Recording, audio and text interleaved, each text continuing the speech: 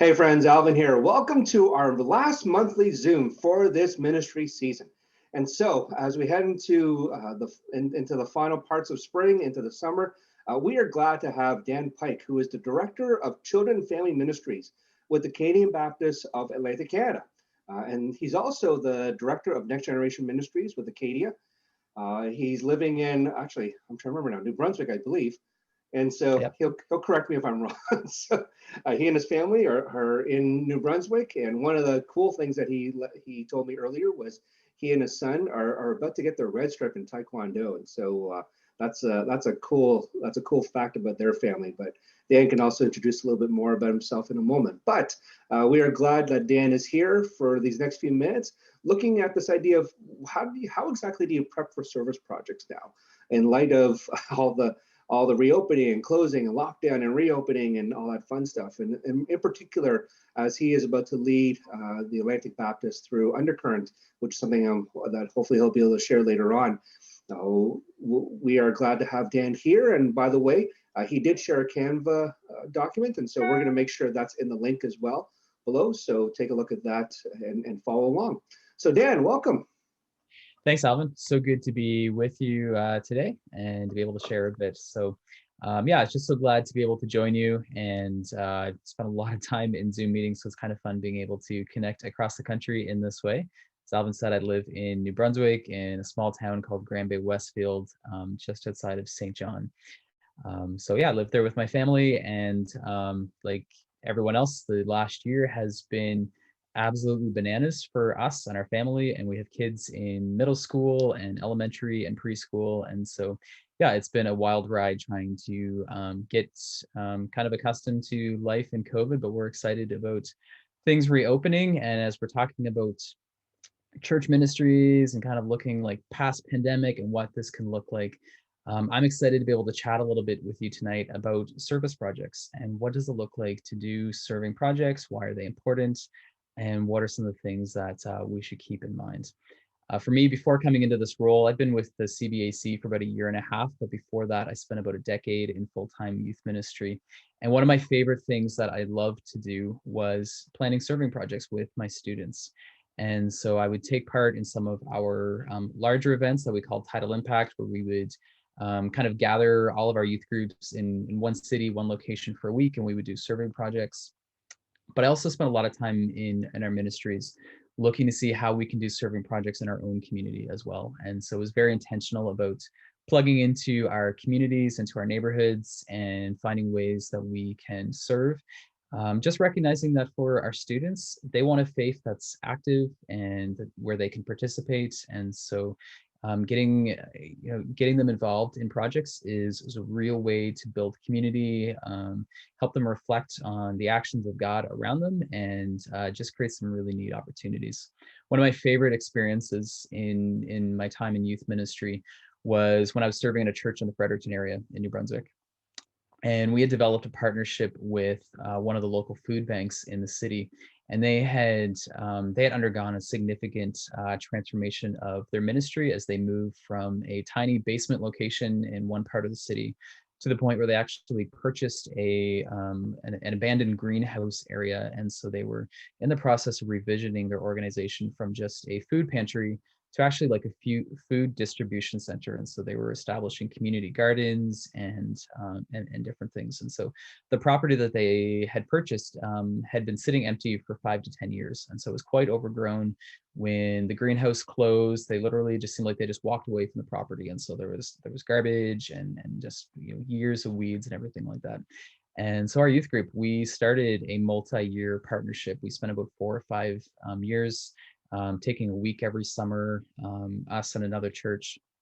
And we went and we just invested. And so the first couple of years was spent just hauling piles of garbage and cutting down weeds, and then getting to the point where we were helping plant gardens. And it was incredible to see the transformation of the property over the time and develop that kind of a relationship with the organization. And so to me, that really speaks volumes about the importance of serving projects. And it was so neat to be able to see my students take ownership over that property and recognizing the impact that they had in helping shape the physical property. So As I think about serving projects, some of the values that I think that are most important to be able to keep in mind is one is about youth voice. And so having youth be able to speak into the project.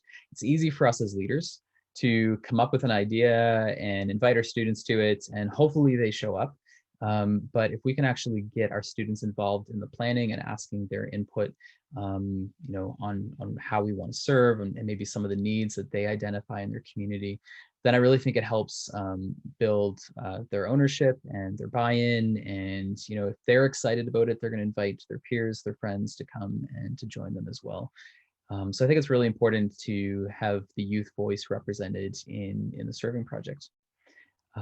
Another piece to consider is partnerships. And so it's sometimes when we're thinking about doing a serving project with our youth groups, we might just think of something that we can do and just spend an afternoon and kind of like drop in, do this blitz, and then come back out. But I think it's important for us to think about, what can a long-term partnership look like? And I think as we come out of COVID, there's going to be incredible opportunities for our churches to be blessings in our neighborhood, to bring good news, to show good news. And I think one of the ways that we can do that is by long-term partnerships. And so not just doing these sort of like drop-in type events, but actually thinking about what would it look like for my church to invest in a long-term relationship with this organization. As our churches, like, we don't need to do everything, but maybe there's a ministry, an organization, a partnership in your community where your church can make a long-term impact. So what are the partnerships that you might be able to explore? Another piece that I think is really valuable is intergenerational. How can you make your serving projects intergenerational? And so involving your seniors, your adults, your youth, your kids into your serving projects. And so I mentioned this food bank partnership that our youth group had, and so we had a number of seniors who would come. Some of them were driving and helping getting students to and from the event. But then others were there showing students how to use, like the weed whackers and to cut down the weeds, and preparing food and doing different things. We had kids there who were serving as well, and parents, and so it was really this intergenerational ministry. But it also helped foster and build those relationships so that students got to know more people in my church than just the youth group leaders. And so how can you make these serving projects intergenerational? And the other value that I think it's important is just to keep rooted in your neighborhood. As you're thinking about serving projects, as we're thinking about coming out of COVID, the question of travel is still very much up in the air. But what does it look like to actually, consider the neighborhood where your church is located? What's around you? And so in the community where my family and I live now, our church has built some really good relationships with the elementary schools because we've got some great schools really close by. Talking to some of the staff of the town and thinking, okay, how can we, are there projects in our municipality that we can take on and help make a difference in? And so being aware of your neighborhood and thinking of what's around you, and recognizing, God has planted your church where it is for a reason. And so what are the ways that you can be a blessing in your neighborhood? So those are like the 4 values that I think are really important as you're thinking about serving projects. Some of the pieces to keep in mind, some of like the practical nuts and bolts of planning a serving project. First would be to make sure you over communicate. And so talking to your parents, to your students, if you're partnering with an organization, or if you're doing yard cleanup at someone's house, making sure you're communicating and making sure everyone knows the plan. And so in my experience, if you feel like you're over communicating something, that's probably just when people are starting to get an idea what the plan is. And so make sure everyone is pretty clear on what the details are. Know the strengths of your group. And so as you spend time with your students, there are probably some things that, the way that God has wired your group, and there's going to be some natural strengths that come out of that group. And so what are the things maybe that they're good at? And so being aware of those strengths and thinking about ways that you might be able to connect those with your serving projects, with your partnerships. Encourage you to have people praying. And so as you're doing a serving project, maybe you've got a youth prayer team. And so you've got a group of people who are praying for your youth ministry. So let them know what you're up to. and just have people praying. If you're doing a longer term project, maybe you're taking a week out of your summer or a weekend in your fall, and you're doing some serving projects as part of that, have your people praying, and just be inviting them to be praying for transformation in your students, be praying for good relationships, be praying for safety, all those kind of things. But involving people in the praying aspect is really important. Staying connected to your partner is another thing that's important too. And so if you really want to make a long-term difference in your community, get to know the partner and maybe find some other ways that you can go and be connected. So again, back to this food bank illustration, as they develop their property, they actually put in an outdoor pizza oven. And so one of the years for the end of our year closing, we went there, and we didn't do any like serving projects, and we weren't cleaning up the property, but we just went there and we had pizza in this wood-fired oven, and it was a great event. And so it was just a way to get our students back on property and maintain that partnership, and just letting the relationship be mutually beneficial.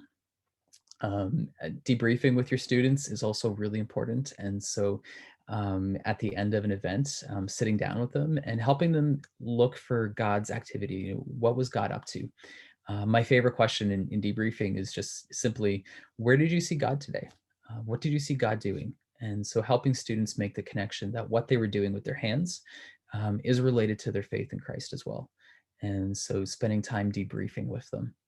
And then having a budget and a schedule. And so, often our serving projects, there's a cost attached to them as well. And so maybe you need to buy rakes if you're doing yard work, or if you're doing a food drive, you might need to buy bags. Whatever your project is, there's probably a cost. Even if you're feeding your students, there's a cost there. And so being aware of what the budget is, and just being prepared and plan for that, and having a schedule, and just trying, things will always come up. It's hard to always, stay within a schedule, but as much as possible, stay within the schedule. It just builds that good rapport, that good communication with parents and your partners if you've got a schedule and you're sticking to it. So those are some of the values and some of the things that I think are really important in terms of planning a serving project. Alvin had mentioned Undercurrent, and so that's a new initiative that we are launching just in a few weeks in July in Atlantic, Canada. Really excited about this. I mentioned Tidal Impact, and our pattern with Tidal Impact was that we would invite youth ministries from across Atlantic Canada to come into a city at the same time, and to really do some incredible serving projects in the span of that week. This year, of course, with COVID, not being able to travel and not being aware of what restrictions would look like, we're inviting churches to take a lot of the values of Tidal Impact, but really translate them into their home environments. And so having churches who are, bringing their students together for a weekend, and thinking, okay, what are the ways that our church can make a difference in our community? And so taking a lot of these values and these practices and really putting them into play in their communities. So we've got some churches that are doing some food drives. They're going out and they're distributing flyers and paper bags so that they can make the food pickup as contactless as possible. We've got groups who are doing some painting and landscaping for a youth homeless house that's just been purchased to provide housing for students, and just a lot of different initiatives that as churches have looked into their communities, they've said, okay, hey, there's a potential partner here. If we go to them and say, how can we help you? Organizations, they're glad to have the assistance and the support. And so really excited to see what Undercurrent is going to come. On the Canva page, there's a link to the Undercurrent website. And so if you go there, you'll find tons of great resources, even in terms of contacting potential community partners. We've got some templates of letters you can send to a community partner that you might want to use and help frame the question, or in terms of helping getting your students involved and how to get their engagement levels up. There's some good resources there as well. And so encourage you to check out that website and make use of those resources as well. So again, thanks so much for having me with you tonight. And I hope that this has been helpful as you think about serving projects and how your church can impact your community and be a blessing in your neighborhood. Well, thanks, Dan, for those insights and for both your experiences, but also your wisdom in helping churches to better understand what does it mean to make those next steps in service projects, especially as the pandemic hopefully is wrapping up in the next few months. And so for those of you who've been joining us on these monthly Zoom calls, we appreciate your time. We appreciate, hopefully these have been helpful for you. We're going to wrap this up for this season. We'll have more information about how things will look coming this fall. But in the meantime, blessings to you as you continue to bring the message and person of Jesus to your neighborhood and beyond.